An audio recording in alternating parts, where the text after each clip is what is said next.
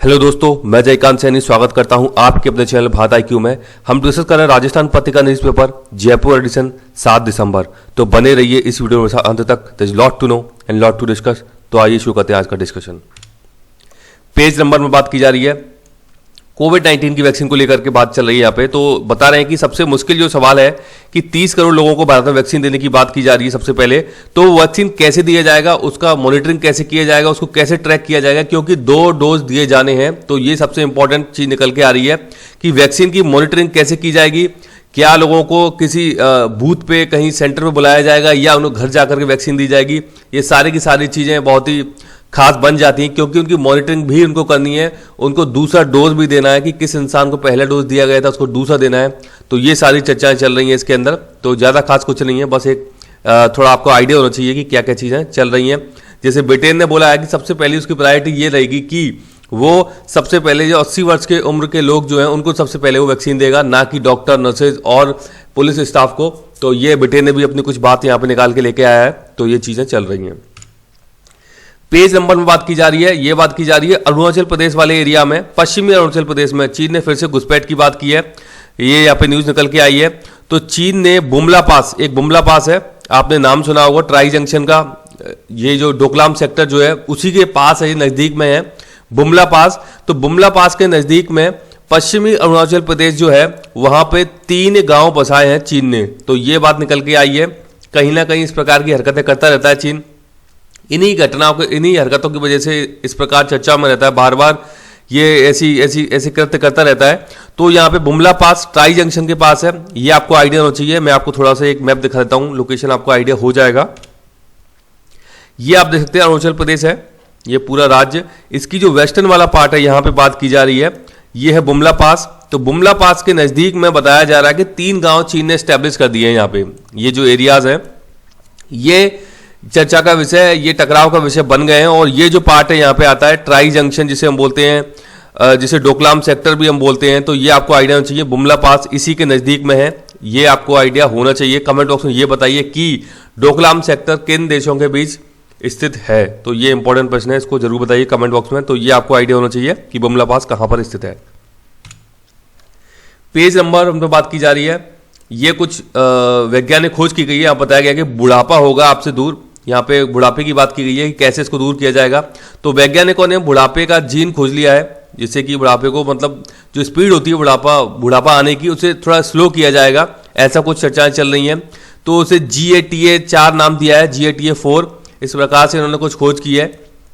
यहाँ पे ये सेल्यूलर रीप्रोग्रामिंग से इस प्रकार का काम करेंगे, सेल्यूलर रीप्रोग्रामिंग करेंगे, जिसके तहत ये काम किया जाएगा कि बुढ़ापे का जो ग्रोथ रेट होता है कि बुढ़ापा आता है उसको थोड़ा स्लो किया जाएगा, जिससे लोग जल्दी बुढ़ापे में नहीं आएंगे, जल्दी बूढ़े नहीं होंगे। तो ये बात की गई है। अब इसमें होता है कि ये मैच्योर व स्पेशलाइज कुछ सेल होते हैं, इनको रिवर्स किया जाता है। मैच्योर और स्पेशलाइज सेल को रिवर्स किया जाता है सेल्यूलर रिप्रोग्रामिंग में। इनको रिवर्स करके प्लूरीपोटेंट स्टेम सेल में इंड्यूस कर दिया जाता है। फिर मैच्योर और स्पेशलाइज सेल को रिवर्स करके प्लूरीपोटेंट स्टेम सेल होता है वहां पे इनको इंड्यूस कर दिया जाता है, डाल दिया जाता है।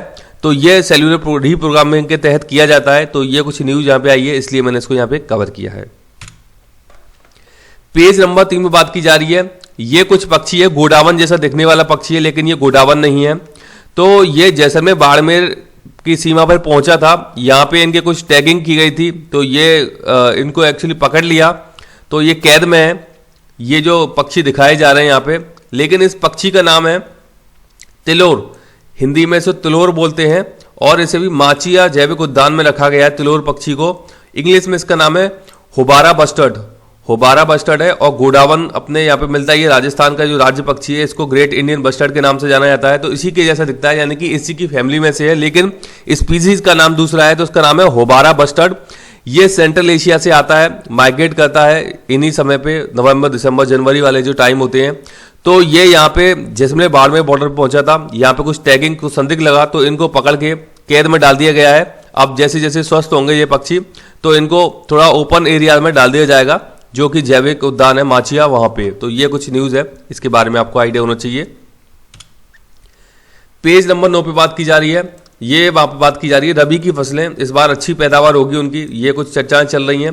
तो रबी की फसल कि पैदावार अच्छी होगी, ये बात की गई है। इसके अलावा आप मेरे को ये बताइए, बागवानी की फसल हेतु जो प्रीमियम की दर है वो 5% है। रबी और खरीफ की जो फसल है उसके लिए प्रीमियम की दर सरकार ने कितनी रखी हुई है? जो इनका बीमा कराया जाता है फसलों का, तो उनके लिए प्रीमियम की कुछ दर रखी गई है। तो ये कई बार प्रश्न पूछे गए हैं। तो बागवानी के लिए 5% है, लेकिन जो अन्य दो फसलें हैं रबी और खरीफ की, उनके लिए वो प्रतिशत की दर कितनी है? कमेंट बॉक्स में कमेंट करके बताइए। पेज नंबर 9 पे बात की जा रही है। ये यहाँ पे नीति आयोग के उपाध्यक्ष, इनका नाम है राजीव कुमार, ये आपको पता होना चाहिए। तो राजीव कुमार जी ने बताया है कि एक साल में जीडीपी पहले वाली स्थिति में पहुंच जाएगी, जो आने वाला एक साल है उसमें। तो ऐसा कुछ बता रहे हैं कि इस प्रकार से ग्रोथ देखी जा रही है कि अगले ही साल में, एक साल में जीडीपी अपने उस स्तर पर पहुंच जाएगी जो कोविड-19 से पहले थी। तो ये अच्छे संकेत हैं, ये इस प्रकार से बात जो बोल रहे हैं, तो इनके बारे में आपको आइडिया होना चाहिए। मेरे को ये बताइए कि नीति आयोग का गठन कब किया गया था, किस वर्ष में किया गया था? कमेंट बॉक्स में कमेंट करके बताइए। पेज नंबर 9 पे बात की जा रही है। देश का विदेशी मुद्रा भंडार यहाँ पे घटा है, ये न्यूज की गई है, बात बताई गई है यहाँ पे। तो भारत का जो फॉरेक्स रिजर्व है, इसको फॉरेक्स रिजर्व के नाम से जाने जाते हैं, जो विदेशी मुद्रा भंडार होता है, उसमें कमी देखी गई है।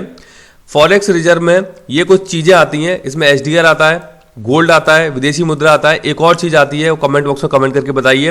विदेशी मुद्रा को यहाँ पे हार्ड करेंसी बोला जाता है। एसडीआर जो है वो आईएमएफ की मुद्रा, एक प्रकार से जिसे पेपर गोल्ड के नाम से भी जाना जाता है, तो ये भी यहाँ पे शामिल होती है। गोल्ड भी शामिल होता है। एक और चीज होती है, उसका मेरे को नाम कमेंट बॉक्स में कमेंट करके बताइए, तो इसके बारे में आपको आइडिया होना चाहिए। पेज नंबर 9 पे स्पोर्ट्स संबंधी न्यूज है। तो यहाँ पे कुछ खिलाड़ी हैं जो कि कोरोना से पॉजिटिव हो गए। इनके नाम है पी कश्यप, एच.एस. प्रणॉय, गुरुसाई दत्त। ये बैडमिंटन के खिलाड़ी हैं। ये आपसे पूछा जा सकता है कि ये तीनों के तीनों किस खेल से संबंधी हैं? तो ये तीनों ही बैडमिंटन के खेल से संबंधी हैं। इनका नाम आपको पता होना चाहिए। एग्जाम में आपसे पूछा जा सकता है ऑप्शन में कि ये किस खेल से संबंधित है। पेज नंबर से बात की जा रही है आईएनएस विराट की। आईएनएस विराट के संबंध में सबसे पहले आप ये बताइए किस देश से भारत ने लिया था और किस वर्ष में लिया था भारतीय नौसेना ने। तो इसको रिटायर कर दिया गया है। रिटायर करने के बाद चर्चा ये चल रही है कि इसको म्यूजियम बनाया जाएगा, लेकिन म्यूजियम इसको बनाने को लेकर रक्षा मंत्रालय ने अभी नामंजूर कर दिया। इसका जो प्रस्ताव था कि इसको म्यूजियम बनाया जाएगा, तो ये कुछ चर्चाएं चल रही हैं। तो आईएनएस विराट के बारे में न्यूज चल रही है, तो आइडिया होना चाहिए कि कब इसको कमीशन किया गया था भारतीय नेवी में और कहां से ये लिया गया है। आईएनएस विराट काफी पुराना युद्धपोत है ये।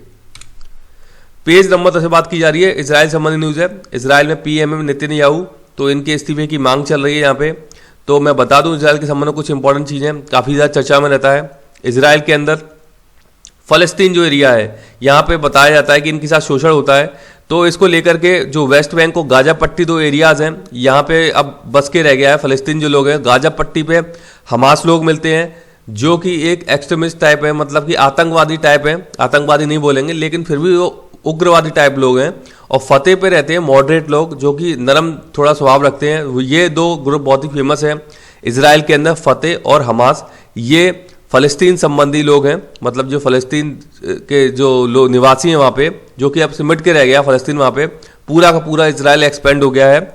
इसके अलावा गोलन हाइट्स वाला एरिया सीरिया का था, इसे भी इजराइल ने अपने कब्जे में कर लिया है। जेरूसलम इसकी कैपिटल बना दी, जबकि टेल अवीव हुआ करती थी पहले इसकी कैपिटल। तो ये सारी कुछ चर्चाएं चलती रहती हैं। देख लेते हैं एक बार इसकी लोकेशन। देखिए आप, ये जेरूसलम का पूरा इजराइल का पूरा एरिया यहाँ पे, वेस्ट बैंक यहाँ हो जाती है, गोलन हाइट यहाँ हो जाती है, इजराइल वाला पार्ट था ये, और गाजा स्ट्रिप यहाँ पे हो जाती है। सी से कनेक्टेड एरिया है ये। इसकी पहले कैपिटल टेल अवीव हुआ करती थी, लेकिन जब से ये जो इजराइल वाला पार्ट जब से एक्टिव हुआ है, प्रभावी हुआ है, तो उन्होंने अपनी कैपिटल जेरूसलम कर दी है और यूएसए ने भी इसको सपोर्ट दे दिया है। यहाँ पर जॉर्डन और इजराइल के बीच में डेड सी आता है। डेड सी खारे पानी की एक झील है। अब मेरा आपसे प्रश्न है, कमेंट बॉक्स में बताइए कि दुनिया में सबसे खारे झील का नाम बताइए, वो कहां पर स्थित है और झील का नाम क्या है? दुनिया की सबसे खारी झील। पेज नंबर 10 से बात की जा रही है। जापान ने कुछ उपलब्धि हासिल की है ये। तो क्या उपलब्धि है? जापान की एरोस्पेस एजेंसी ने बताया है कि हायाबुस 2 कैप्सूल एस्ट्रॉयड रयुगु नाम याद रखिएगा, रयुगु के सैंपल लेकर ऑस्ट्रेलिया में लैंडिंग की है इसने। नाम क्या है? हायाबुस 2 कैप्सूल जापान ने भेजा था, किसके लिए? सैंपलिंग के लिए एस्ट्रॉयड की। एस्ट्रॉयड का नाम है रयुगु। तो वो सैंपल लेकर सफलतापूर्वक लैंड पे आ गया है, यानी कि वो जो उतारा गया है, लैंडिंग करवाई गई है, वो ऑस्ट्रेलिया के अंदर कराई गई है। तो ये यहाँ पे न्यूज कवर की गई है। अच्छा, इसकी वीडियो भी पोस्ट की गई है उनके द्वारा। तो मैं डिस्क्रिप्शन बॉक्स में इसकी वीडियो का लिंक डाल रहा हूं, आप वीडियो जरूर देखिएगा, आपको मजा आएगा कि किस प्रकार से चीजें होती हैं। तो ये बड़ा इंटरेस्टिंग बन जाता है इस प्रकार की चीजें देखना। तो ये यहाँ पे न्यूज कवर की गई, इसके बारे में याद रखिएगा। Hayabusa 2 capsule. पेज नंबर 10 पे बातें कर रहे हैं। ये एक अच्छी सी पिक्चर आई, मेरे को लगा शेयर करनी चाहिए। तो म्यांमार की बात की जा रही है। सबसे पहले कमेंट बॉक्स में बताइए म्यांमार की राजधानी का नाम। तो यहाँ पे एक मठ है, तो इन्होंने मठ में ये सांप और ये जो भी सांप और इसके अलावा जो भी ऐसे जीव जंतु हैं उनको यहाँ पे पालने का काम किया, आश्रय देने का काम किया है। ये बौद्ध भिक्षुओं का एक मठ है यहाँ पे।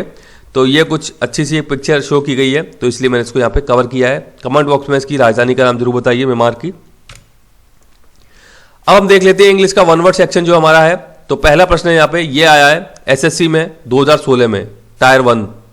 ए system of government in which only one political party is allowed to function. ऐसा कौन सा सिस्टम है जिसमें कि केवल एक पॉलिटिकल पार्टी अलाउड रहती है जो कि कार्य करती है। तो इस प्रश्न का सही उत्तर है यहाँ पे 2, यानी कि डिक्टेटरशिप, यानी कि तानाशाही एक प्रकार से। तो एक ही पार्टी रहेगी वहां पे, क्योंकि लोकतंत्र होगा ही नहीं फिर।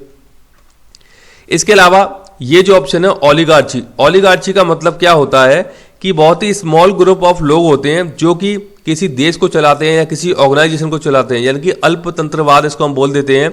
ओलिगार्ची में बहुत ही छोटा सा ग्रुप होता है जिनके हाथ में कंट्रोल रहता है। टोटलिटेरिज्म, इसका मतलब क्या होता है? इस वर्ड का मतलब है कि पूर्णतः जो कंट्रोल होता है वो सरकार के पास होता है, यानी कि बहुत ज्यादा कोई लिबर्टी नहीं होती वहां पे लोगों के पास। उसको हम बोलते हैं टोटलिटेरिज्म की गवर्नमेंट, यानी कि सरकार पूर्णतः कंट्रोल रखती है, लोगों के ऊपर भी बहुत ज्यादा राइट्स नहीं होते उनके पास। तो एक प्रकार से एक फॉर्म है कि ये भी मतलब जो डिक्टेटरशिप वाली चीज है वही वाली टोटलिटेरिज्म फॉर्म आती है। लेकिन ये जो यहाँ पे सेंटेंस दिया गया उसके लिए डिक्टेटरशिप भी प्रॉपर वर्ड है, इसको हम डिक्टेटरशिप नहीं बोल सकते। लेकिन यहाँ पे कंट्रोल जो है वो काफी हद तक रहता है गवर्नमेंट का। ये जो थर्ड वाला है टोटलिटेरियनिज्म। थियोक्रेसी क्या होता है? थियोक्रेसी का मतलब होता है धर्मतंत्रवाद, यानी कि धार्मिक लोगों के द्वारा कंट्रोल की जाती है गवर्नमेंट। जैसे कि कहीं जो साधु संत लोग होते हैं, प्रीस्ट लोग होते हैं, उनके द्वारा सरकार चलाई जा रही है, उनके द्वारा कंट्रोल किया जाता है, तो उसको बोलते हैं थियोक्रेसी। बहुत ही अच्छे वर्ड है चारों के चारों। दूसरा प्रश्न है द स्टडी ऑफ बर्ड्स, यानी कि पक्षियों का अध्ययन। इसके लिए कौन सा एक प्रॉपर वर्ड है? तो इस प्रश्न का सही उत्तर है, ये चंडीगढ़ हाईकोर्ट 2016 में पूछा गया है यहाँ पे। इस प्रश्न का सही उत्तर है 1, यानी कि ऑर्निथोलॉजी बोलते हैं। फादर ऑफ ऑर्निथोलॉजी है डॉक्टर सलीम अली भारत के अंदर, ये भी नाम याद रखिएगा, पूछा जाता है कई बार। दूसरा वर्ड है फिलोलॉजी। फिलोलॉजी क्या होता है? भाषाओं की जो अध्ययन किया जाता है, भाषाओं का जो भी भाषाएं होती हैं रिटर्न में, ओरल में, तो उनको बोलते हैं फिलोलॉजी, उसके लिए वर्ड आता है। तीसरा है ऑन्टोलॉजी। ऑन्टोलॉजी क्या होता है? ऑन्टोलॉजी एक फिलोसफी की शाखा है जिसको हम ऑन्टोलॉजी बोलते हैं। जियोलॉजी आप जानते हैं, यानी कि भूगर्भ से संबंधित है। जियो यानी कि धरती, धरती की स्टडी, अर्थ की स्टडी, इसको हम बोलते हैं जियोलॉजी। तीसरा है फियर ऑफ स्ट्रेंजर्स, यानी कि जो अनजान लोग हैं उनसे डर। तो ये प्रश्न आया था हाईकोर्ट चंडीगढ़ 2016 में। तो यहाँ पे देख लेते हैं इस प्रश्न का सही उत्तर। इस प्रश्न का सही उत्तर है यहाँ पे 3, यानी कि जीनोफोबिया। फोबिया तो आप याद रखिएगा डर, मैं आपको बता चुका हूँ, रूट वर्ड है ये। तो जीनो का मतलब है जो अपरिचित लोग हैं, जिनको जानते नहीं है, उनसे डर होता है, जीनोफोबिया, फियर ऑफ स्ट्रेंजर्स। अब यहाँ पे वर्ड है सिटोफोबिया। सिटोफोबिया क्या होता है? खाने से डर, यानी कि भक्षण भित्ति इसको बोलते हैं हिंदी में, यानी खाने से एक प्रकार का डर हो जाना, जो हम खाना खाते हैं उन चीजों से डर हो जाना, इसको बोलते हैं सिटोफोबिया। हाइड्रोफोबिया आप जानते हैं, हाइड्रो का मतलब पानी और फोबिया का मतलब डर, तो जल से डर, यानी कि जल से डरता है जो व्यक्ति, हाइड्रोफोबिया हो जाता है। आपने देखा होगा रेबीज वाले जो कुत्ते जो काट जाते हैं उनको बाद में जो लक्षण दिखते हैं तो उनको हाइड्रोफोबिया हो जाता है, यानी कि जहां पे भी ऐसा जल वगैरह देखते हैं या उसके संपर्क में आते हैं तो एक डर जैसा उनको लगने लगता है, उसको बोलते हैं हाइड्रोफोबिया। अब यहाँ पे एक वर्ड है वूपी। वूपी क्या चीज है?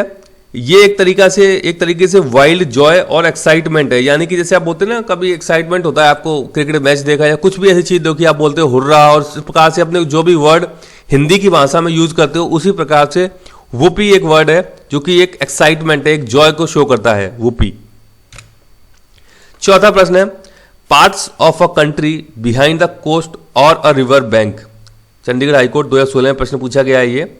तो ये पूछा जा रहा है कि जो देश है उसका कुछ ऐसा हिस्सा है जो कि कोस्ट और रिवर के पीछे होता है। तो इस प्रश्न का सही उत्तर है हिंटरलैंड, यानी कि जो आंतरिक जो एरिया होता है, मतलब छुपा हुआ जो एरिया होता है एक प्रकार से, तो उसके लिए शब्द आता है हिंटरलैंड। अब यहाँ पे अन्य शब्द है स्वैम्प। स्वयं पे एक दलदली क्षेत्र टाइप होता है। मार्शेज भी सेम ही है, दलदली जैसा एरिया होता है, उसको मार्शेज बोलते हैं। इस्थमस, इस्थमस क्या होता है? इस्थमस होता है दो लैंड एरियाज को जोड़ने वाला। इस्थमस का अपोजिट क्या होता है? स्ट्रेट। याद रखिएगा, स्ट्रेट होता है जल संधि। जल संधि यानी कि दो जलीय भाग को जोड़ने वाले एरिया को बोलते हैं जल संधि। इस्थमस का मतलब होता है कि लैंड जो एरिया होते हैं उनको जोड़ने वाले जो वर्ड है, उसको दो लैंड एरिया को जोड़ती है, उसको हम बोलते हैं इस्थमस। तो आप याद रखिएगा, इस्थमस और स्ट्रेट दोनों एक दूसरे के अपोजिट होते हैं। तो मुझे आशा है कि ये वीडियो आपको अच्छा लगा होगा। यदि वीडियो अच्छा लगा है तो ज़्यादा से लाइक करें, शेयर करें, सब्सक्राइब करें, ताकि और भी लोग इस प्रकार की वीडियो को फायदा उठा सकें।